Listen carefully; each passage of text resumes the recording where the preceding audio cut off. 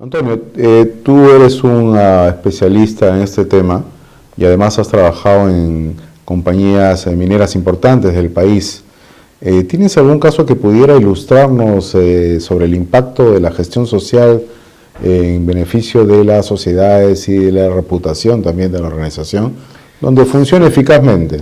Bueno, hay varios, ¿no? Hay varios y yo creo que la época de los años 2006 hasta el 2011 fue un año de absoluta bonanza en el sector minero por el tema de los precios de los commodities, por el tema de que había, digamos, una excesiva ganancia por parte de las empresas mineras, y eso permitió que el gobierno de ese entonces determinara que se creara el famoso óvulo minero, que no era otra cosa que los famosos fondos mineros que se crearon en todo el país.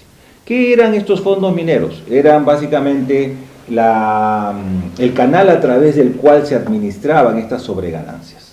Entonces, allí hubo la oportunidad, el buen momento de poder implementar con mayor potencia el tema de la responsabilidad social.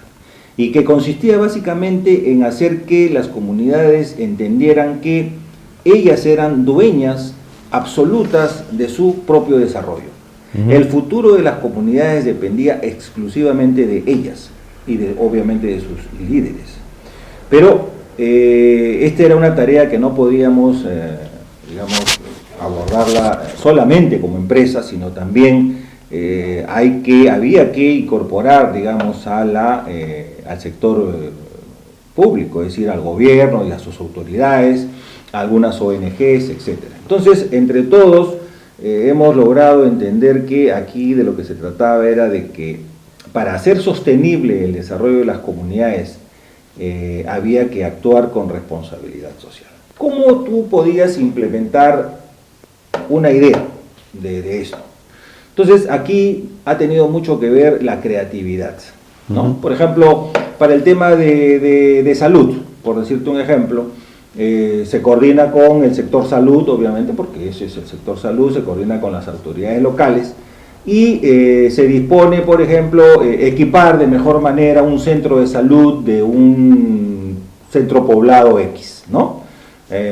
Un centro de salud que, por ejemplo, su infraestructura dejaba mucho que desear, no tenía las condiciones, de repente era una casa o era cualquier local que no prestaba las condiciones. Entonces la empresa interviene en coordinación con la autoridad y el sector respectivo para poder acondicionar mejor la posta. Son varios actores los que ¿no es cierto? se relacionan en este caso. Entonces, una de las cosas importantes que se tiene que hacer en responsabilidad social es, y por eso lo llamo yo compartida, es porque esta responsabilidad hay que compartirla con todos los actores. Entonces, si yo quiero trabajar en los temas de educación, en los temas de salud, en los temas de nutrición, en los temas de desarrollo o proyectos productivos, por ejemplo, hay que involucrar al Estado. Son tan importantes y necesarios, ¿no? Claro, y los extractivos están muy cerca de estas necesidades, es, ¿verdad? ¿no es cierto? Y deberían o deben compartir la preocupación y la necesidad de ese grupo de interés o de ese actor clave